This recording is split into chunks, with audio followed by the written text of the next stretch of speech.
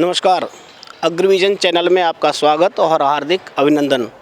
सागर चरण पटखारे गंगा शीश चढ़ावे नीर, मेरे भारत की माटी है चंदन और अबीर। 100 नमन करूं मेरे भैया, 100 नमन करूं मैं। ऐसे भारत माता को प्रणाम करते हुए मैं शुरुआत करता हूं अपने प्रोग्राम की, जिसका नाम है युवा सोच नई अप्रोच। और उस सोच के साथ हमारे साथ हैं कुछ युवा महाराजा अग्रसेन इंस्टीट्यूट के, और उनकी सोच को नई अप्रोच देने के लिए हमारे साथ हैं शिक्षाविद और महाराजा अग्रसेन यूनिवर्सिटी के कुलाधिपति डॉक्टर नंदकिशोर गर्ग। गर्ग साहब का स्वागत कीजिए तालियों के साथ। सिर पर हिमालय का छत्र है, चरणों में नदियां एकत्र हैं, हाथों में वेदों के पत्र हैं, ऐसा भारत नहीं कहीं अन्यत्र है। ऐसी संस्कृति से भरा हुआ देश, उसकी संस्कृति और उसकी परंपराओं को हम कहीं भूल से गए हैं। उसको पुनः जागृत करने की ज़रूरत है, और इसीलिए भारत में नई शिक्षा नीति आई है, जिसमें भारतीय ज्ञान परंपरा को स्थान दिया गया है। सर, भारतीय ज्ञान परंपरा क्या है? भारत एक सनातन राष्ट्र है जो चिरंतन है, निरंतर है और धीरे धीरे एवॉल्व हुई है यह संस्कृति। कभी मानव जब जंगलों में रहता था तो उसके लिए केवल जो चीज़ें नज़र आती थी, सूर्य था, जल था, वायु, आकाश, इनको ही देख के उसने इन्हीं को देवता माना और इनसे जीवन प्राप्त किया। उसी से धीरे धीरे हमारी सोच में प्रगति आई। हमने खेती करना सीखा, हमने धीरे धीरे मकान बनाने की सोची। तो ये सारी जो संस्कृति है ये इतनी प्राचीन है कि जिसका ना कोई ओर है ना कोई छोर है। ये ना तो इस्लाम की तरह है कि 1400 साल पहले प्रारंभ हुआ, ना क्रिश्चियनिटी की तरह है कि जो 2000 साल पहले शुरू हुआ।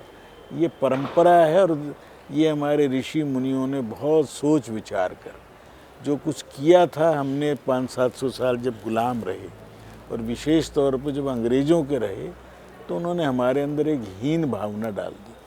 हमारे ज्ञान को उन्होंने ज्ञान नहीं माना और हमें केवल भेड़ चराने वाला और ऐसे लोग माना जिनको ज्ञान देने का ठेकेदार बनकर वो आए। परंतु सौभाग्य से आज हमारी जो ज्ञान परंपरा थी वो कितनी ही विलुप्त करने की कोशिश की, परंतु जीवंत है। इसीलिए सूर्य की दूरी जो हमारे ऋषि मुनियों ने लिखी, आज वही विज्ञान बता रहा है। जो परिधि हमारे पृथ्वी की बताई थी वही निकल रही है। चंद्रमा को जो हमने जैसा सोचा था वैसा ही निकल रहा है, और हम वहाँ जाकर भी हमारे पास सारी चीज़ें आज मिल गई हैं। तो हमारी ज्ञान परंपरा को अब उस स्टैंपिंग हो गई है कि वेस्टर्न वर्ल्ड ने भी ये मान लिया कि नहीं, हम इनके सामने कहीं नहीं। और फिर आइंस्टीन से लेकर जितने बड़े दिमाग हुए हैं वेस्टर्न वर्ल्ड, उन सब ने खुले मन से माना है कि आज जो कुछ हमने पश्चिमी देशों में है ये मुश्किल से 500-700 साल पुराना है। अमेरिका तो 200 साल पहले तक अमेरिका का स्वरूप ही नहीं था, यूरोप के ही नहीं था। इंग्लैंड के अंदर एक भाषा नहीं थी, पूरा यूरोप भाषा के नाम पर झगड़ता रहा, फ्रांस, जर्मन, इंग्लैंड। और ये भी कितने लोगों को मालूम है कि इंग्लैंड बिना राजा के भी रहा है लगभग 100 साल। आज भी जर्मन से गया हुआ परिवार है जो आज वहाँ की महारानी से अब महाराजा बने हैं। इसलिए भारतीय ज्ञान परंपरा है। भारत के अंदर चरक से लेकर सुश्रुत से लेकर आज सुश्रुत का स्टैचू ऑस्ट्रेलिया के मेडिकल कॉलेज में लगे, इससे बड़ा और हमारा क्या परंपरा को रिकग्निशन मिलेगी। स्विट्ज़रलैंड में जो गॉड पार्टिकल ढूंढने के लिए विश्व की सबसे बड़ी लेबॉरेटरी बनी, उसके लिए एक एम्बलम चाहिए था, एक प्रतीक चिन्ह चाहिए था। पूरे विश्व के वैज्ञानिकों ने सोच कर बताया कि भगवान शिव की नटराज वाली मुद्रा इसके लिए सबसे उपयुक्त होगी। इसलिए 2003 में अटल जी को उन्होंने कहा कि आप हमें एक बड़ा स्टैचू भगवान शिव का नृत्य मुद्रा का दीजिए, और वो दिया। तो आज हमारे ऊपर हमारी अपनी हीन भावना हटाने के लिए नई शिक्षा पद्धति, जो हमारी राष्ट्रीय शिक्षा नीति अब 3 साल पूर्व जिसको लागू किया गया, ये पूरी ढंग से लागू हो पाएगी 8-10 साल में। क्योंकि प्री प्राइमरी से लेकर 3 साल के बच्चे से लेकर और स्किल बेस, हमारे यहाँ केवल ज्ञान श्रुति के आधार पर कभी था, वेद वगैरह, पर स्किल को हमने कभी कम इम्पोर्टेंस नहीं दी। जब तक हमें कुछ आएगा नहीं, हमारे हाथ नहीं चलेंगे और केवल दिमाग चलेगा तो काम नहीं चल सकता। धनुर्विद्या सीखनी थी तो भी परंपरा के साथ साथ ज्ञान भी चाहिए और नीचे देखकर और कैसे तीर चलाना है, ये हमारे यहाँ होता रहा है।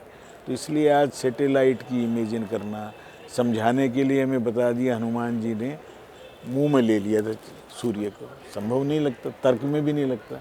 परंतु आज जब ढंग से हम बताएं और सोचें तो उन चीज़ों को खोज और ज़्यादा करेंगे। अभी जो आर्टिफिशियल इंटेलिजेंस है, क्या है, अभी तो नाम ही सुना है, आप लोग धीरे धीरे आप उससे वाकिफ़ होंगे, तो उसके प्रोज भी होंगे, कॉन्स भी होंगे। डीप फेक की बात आएगी, चेहरा किसी का, शरीर किसी का, ये सब चीज़ें जितना ज़्यादा ज्ञान बढ़ेगा उतना ही ज़्यादा विध्वंस की ओर भी बढ़ेंगे। परंतु इसीलिए बैलेंसिंग करना हमारी ज्ञान परंपरा का हिस्सा रहा है। संयमित जीवन जीना सबसे बड़ा आधार है। हमारे यहाँ कमाने के ऊपर पाबंदी नहीं थी, कम्युनिस्टों की तरह नहीं था भी। हम क्या कहते हैं, 100 हाथ से कमाओ, 1000 हाथों से दान करो। एक व्यक्ति पूरे परिवार की जिम्मेवारी मान के चलता था, इसलिए जॉइंट फैमिली थी, उसके अंदर एक दूसरे के सुख दुख के साथ। आपकी सर ये ज्ञान गंगा से बच्चों के सब दिमाग में क्वेश्चन बने हैं, कुछ उनके प्रश्न ले लेते हैं। तो बिल्कुल बात है। हाँ बोलिए, क्या सवाल है? सर मेरा यह सवाल है, क्या आने वाले समय में गुरुकुल शिक्षा परंपरा आ सकता है या नहीं? सर गुरुकुल शिक्षा परंपरा आ सकता नहीं आ सकता, इसका सीधा हाँ या नहीं है। परंतु गुरुकुल क्या था कि गुरु के पास जाकर शिक्षा प्राप्त करना। तो राम, भरत, लक्ष्मण, शत्रुघ्न भी गुरु ग्रहें वशिष्ठ जी के घर जाके शिक्षा प्राप्त की। भगवान कृष्ण ने भी संदीपन आश्रम में जाके गर्ग मुनि से शिक्षा प्राप्त की। तो गुरु का अर्थ क्या है? गुरु का एक कुल परंपरा, द्रोणाचार्य के लिए शिक्षा देने। तो आज उस रूप में नहीं आ सकता जो हमारे, परंतु आज के युग में IITs क्या हैं, जहां आप 24 घंटे रहकर शिक्षा प्राप्त करते हैं। मैं मानता हूं वो गुरुकुल का आधुनिक वो स्वरूप है, क्योंकि जब वहीं पर हैं तो आपके पास समय है। अब आप लोग आते होंगे, 1.5-2 घंटा आने में लगता होगा, 1.5-2 घंटा जाने में समय खराब होता होगा, थके थकाए जाएंगे तो उतना, परंतु वहीं पर रहकर पढ़ रहे हों। आज भी SCL टेक वाले शिव नाडार ने जो यूनिवर्सिटी बनाई है ग्रेटर नोएडा में, वो देखने लायक चीज़ें। परंतु सुबह 6 बजे से रात के 10 बजे तक का पूरा समय स्टूडेंट्स के पास भी, टीचर्स के पास भी, तो सीखने सिखाने का अधिक अवसर मिलता है। और सक्सेस IIT की, IIM की देख लो आप। आज हम भी IIT जैसे यहाँ हो सकते हैं। हमारे पास विद्यार्थी अगर यहाँ कैंपस में ही रहें तो हम भी उनको ढालने की कोशिश कर सकते हैं। इसलिए मेरा ये मानना है कि आज भी केंद्रीय विद्यालय में भी जवाहर नवोदय क्यों सक्सेसफुल है, आपने बहुत कम सुने नाम होंगे। अभी जो आदिवासियों के अंदर स्कूल शुरू किए हैं, वो वहीं रहकर बच्चा जब पढ़ेगा, सीखेगा, तो वो आधुनिक गुरुकुल की सोच हो। परंतु वक्त के साथ चीज़ें बदली हैं तो हमें भी बदलना है। नया दूसरा क्वेश्चन लेते हैं, कौन पूछेगा? सर, देश में अलग अलग धर्म हैं और उनकी अलग अलग मान्यताएं, तो ऐसे में यूनिटी कैसे प्रमोट होगी? डाइवर्सिटी के अंदर यूनिटी, भारत एक जीता जागता उदाहरण है। यहाँ कोस पर बोली बदल जाती है, पानी बदलता है, परंतु धर्म जिसको आज हमें बढ़ा दिया वो धर्म नहीं है। धर्म क्या है? जिसको हम धारण करते हैं, जीवन जीने का एक रास्ता बताना धर्म है। जिसकी ट्रांसलेशन रिलीजन नहीं है, पूजा पद्धति नहीं है। ये जो मिसकॉन्सेप्शन हमने वेस्टर्न वर्ल्ड ने डाल दिए, इनसे निकलना ही तो है। कि आज हमें कह दिया सिख धर्म है, सिख धर्म नहीं है, सनातन धर्म है। उसका कौन सा किसने शुरू किया, कैसे पूजा करनी, कोई ज़रूर नहीं है। भगवान को मानो ना मानो, कहीं धर्म हमारा है जो हमारी परंपरा में नहीं लिखा कि आप जो भगवान को नहीं मानते, नास्तिक हैं, उनको भी उतना ही सम्मान मिला है। तो उसके अंदर ऋषि भी नाम दिया उनको हमने। ऐसे लोग हुए ना जो कहते हैं खूब कर्जा लेके घी पियो। इसलिए धर्म ये नहीं है जो ईसाई, इस्लाम, हिंदू, मुस्लिम, सिख, ईसाई आपस में भाई भाई ये कहकर एक कन्फ्यूज़न बढ़ा दिया। मेरा ये मानना है कि एक वट वृक्ष है भारत का, सनातन से ही निकलकर रिफॉर्म के तौर पे आर्य समाज आया। सिख परंपरा में बलिदान को, एक हाथ में शस्त्र एक में शास्त्र, किसकी रक्षा करने की? यहाँ की परंपराओं की। तो इसीलिए पिता वारिया के लाल चार वारे, चारों बेटों का बलिदान देना, पिता का देना, अपना देना। आज सिखों को भी ये बता दो आप अलग हैं, तो अब उंगलियां जैसे पांचों हैं, हाथ के हिस्से हैं ना वो, ऐसे हमारी अपनी जो भारत के अंदर जो भी पैदा हुए धर्म वो सब एक हैं। इस्लाम बाहर से आया, वो सबको इस्लाम करने का लक्ष्य लेके आया। हमने तो ये नहीं कभी कहा कि आपको ये ही करना पड़ेगा। इसलिए क्रिश्चियनिटी, इस्लाम, ये सब यहूदियों से निकले और आपस में बैरी हैं। आज जो गाज़ा में लड़ाई हो रही है, क्यों हो रही है? तीनों का एक ही उद्गम स्थान है। यहूदियों से ही आगे क्रिश्चियनिटी निकली, उसी से इस्लाम निकला। सबसे बिना तर्क का कोई है तो वो क्रिश्चियन है आज भी। आप कहते हैं 25 दिसंबर आ रहा है, क्या कहते हैं? ईसा मसीह का जन्मदिन है। आपने कभी क्रिसमस ट्री देखा किसी ने कभी जीवन में कहीं भी? सब इमेजिनरी। अगर जन्मदिन 25 दिसंबर है तो 1 जनवरी से साल क्यों शुरू हुआ? प्रश्न पूछना चाहिए ना हमें। फिर अगर सब कुछ उनको आता था तो दिसंबर तो 10वां होता है, संस्कृत में भी, लैटिन में भी। डेका मीन्स 10th, तो ये 12वां महीना क्यों है? सितंबर जिसको 7वां है उसको अब 9वां क्यों है? कोई तर्क नहीं है। ऑक्टो मीन्स ही 8 होता है, 9वां मीन्स ही 9 होता है, परंतु क्यों है उनका? क्योंकि उनका साल ही 10 महीने का था। मार्च नाम इसलिए रखा कि पहला महीना था, फिर लगा जूलियस सीजर को लगा कि मैं बड़ा हूँ, मैंने कैलेंडर को रिफॉर्म करके जुलाई डाल दिया, अगस्त डाल दिया, क्रम बदल गई इसीलिए उनके। और इस्लाम में तो बिल्कुल ही तर्क नहीं है। कभी ईद आपकी सर्दी में भी आ सकती है, 10 साल बाद गर्मी में भी आ सकती है। हमें एडजस्ट करते रहते हैं आपस में। 3 साल के बाद 1 महीना बढ़ा के एडजस्ट हो गया। इसलिए कन्फ्यूजन क्या होता है जब बताते हैं तिथि छठी है जी आज, वो तो 10 बजे शुरू होगी, वो क्योंकि हमने अपनी चीज़ें छोड़ दी। सबसे समय की छोटी यूनिट क्या, तो आप सेकंड बताएंगे क्योंकि आपको वही पढ़ा है, परंतु सबसे छोटी यूनिट है निमिष, कि पलक झपकने में जितना समय लगे। और सबसे बड़ी 1 सेकंड का 3400वां हिस्सा, 1 सेकंड को 3400 बार डिवाइड करें तो वो हमारे यहाँ समय की सबसे छोटी यूनिट लिखित में हजारों साल से है। और सबसे बड़ी, एक युग को 4,20,000 साल का माने हम, तो कलयुग को डबल करें तो द्वापर, ट्रिपल करें तो त्रेता, 4 गुना करें तो सतयुग, चारों को जोड़ें तो 10 हो गया। और ये कितनी बार घूम चुकी है सृष्टि, ये सारा ऑन रिकॉर्ड है। मैंने एक चार्ट है आज, शायद उसको छपने भेजा है, 3-4 जगह लगाएंगे आपको, सबसे छोटी यूनिट और सबसे बड़ी यूनिट, तो आपको पता चलेगा कि कितने वैज्ञानिक परंपरा के अनुयायी हैं। परंतु हमें बताया नहीं गया और हमने पढ़ा नहीं। हम इम्तिहान देने के लिए पढ़ते हैं, और इम्तिहान दिया और अगले दिन झाड़ दिया सब जो कुछ पहले समझ किया। परंतु आपका तो जर्नलिज्म के विद्यार्थी, इतने थोड़े टाइम में मैं समझता हूँ कि सबसे ज़्यादा सीखने का अवसर किसी को मिलता है इंजीनियरिंग से भी ज़्यादा, मैं आपके सब्जेक्ट में मानता हूँ। 18-20 टॉपिक से एक्सपोजर आप लोगों का, जो जीवन में सब चीज़ें काम आ सकती हैं वो सारी आप लोगों ने पढ़नी है, परंतु प्रैक्टिकल तो आपके करने से होगा। एक्सपोजर ये करा देंगे हमारे कॉलेज के अंदर। इसलिए हमारी जो ज्ञान परंपरा है वो आपको एक बार लागू होने दो। आप वो सौभाग्यशाली हैं कि आपके उसमें से ट्रांजिशन पीरियड में है और आपके आने वाले बच्चे उसमें से निकलेंगे उस पढ़ के, तो आपको एक बदला हुआ भारत नज़र आएगा, जिसके लिए हम सबको लगे हुए हैं। नया प्रश्न किसी का? सर, पाश्चात्य देशों के कारण जो भारतीय युवाओं पर बुरा असर पड़ा है, इसका समाधान हमारी जो नई शिक्षा नीति है वो कैसे करेगी? समाधान होगा ना, ये क्यों पढ़ रहा है सर? हमने उसको सच मान लिया।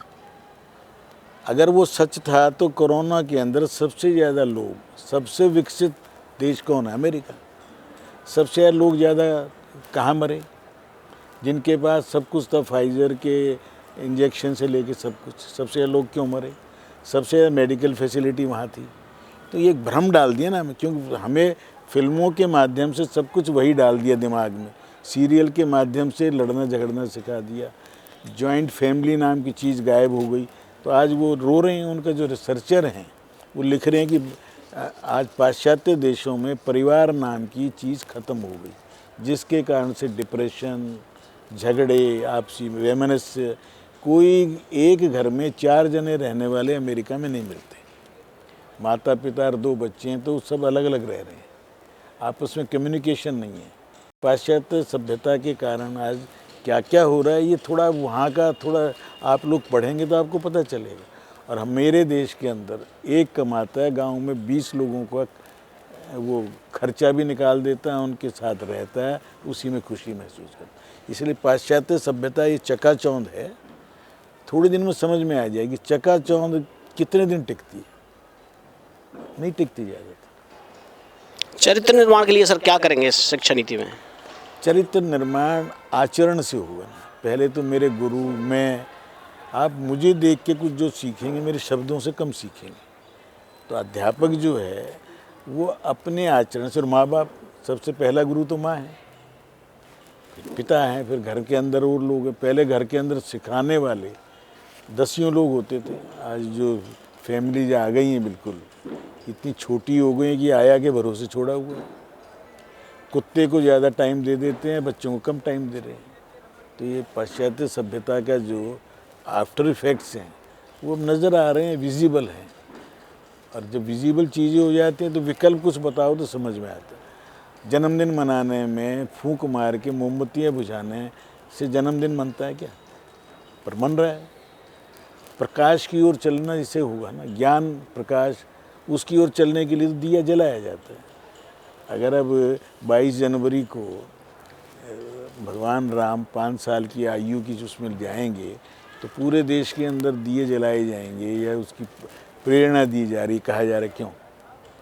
हम प्रकाश के पुजारी हैं, अंधकार के नहीं। जो कुछ दिन में होता है वो सब ज़्यादातर शुभ होगा, रात के अंधेरे में चीज़ें होंगी ज़्यादातर वो गलत होती हैं। ये मान्यता हमारे यहाँ है।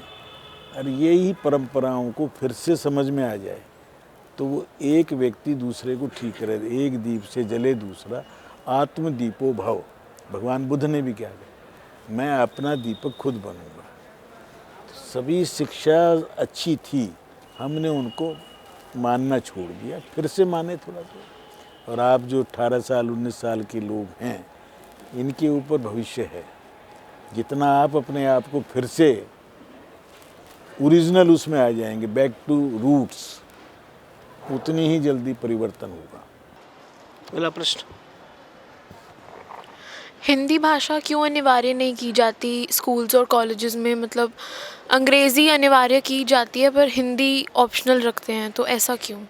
जी, सबसे बड़ा दुर्भाग्य है ना कि मैकाले ने क्या लिखी थी चिट्ठी अपने माँ बाप को भी, पार्लियामेंट को। मैकाले का नाम सबने सुना है। आपको लगता है केवल एजुकेशन सिस्टम दिया उसने? नहीं, इस देश का लीगल सिस्टम भी उसी ने दिया था।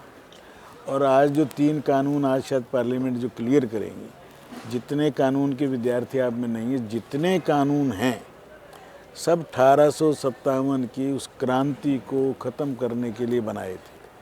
1857 तक अंग्रेज़ों का डायरेक्ट राज्य नहीं था, ईस्ट इंडिया कंपनी का था। 1857 में डायरेक्ट हमें विक्टोरिया टेरिटरी बना दिया। और जहाज़ों पे आज भी वीटी लिखा हुआ है, अभी भी कभी आप देखते होंगे वीटी है। अभी हमारी मानसिकता उसमें उलझे हुए हैं। इंग्लिश पूरे यूरोप में इंग्लैंड के अलावा कहीं है क्या? अमेरिका के अलावा, अमेरिका के अंदर जाके जर्मन बोलने वाले या स्पेनिश वाले सबसे ज़्यादा हैं। बोलचाल की लिंक भाषा होगी।